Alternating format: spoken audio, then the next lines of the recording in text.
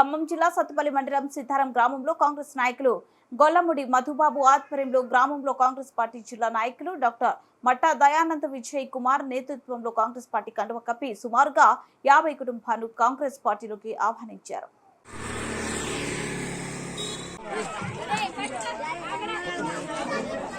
గోలమూడి గోపి గారు, గోలమూడి శివకుమార్ గారు, బసయ్య గారు రండి,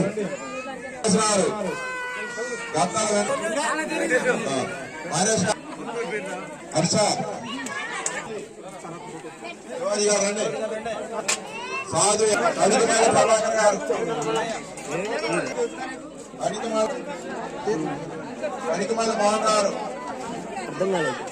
దత్తల కృష్ణయ్య గారు, సింగపోగు అశోక్. తెలంగాణలో కాంగ్రెస్ పార్టీ అధికారంలోకి వచ్చిన తర్వాత బలహీన వర్గాలకి ఎస్సీ ఎస్టీ బీసీలకు కూడా ఎప్పుడు అండగా ఉంటుంది. భవిష్యత్తులో కూడా కాంగ్రెస్ పార్టీ ఇచ్చిన హామీలని వాటిని కూడా పక్కాగా అమలు చేస్తా తెలియజేస్తూ మరి ఇప్పుడు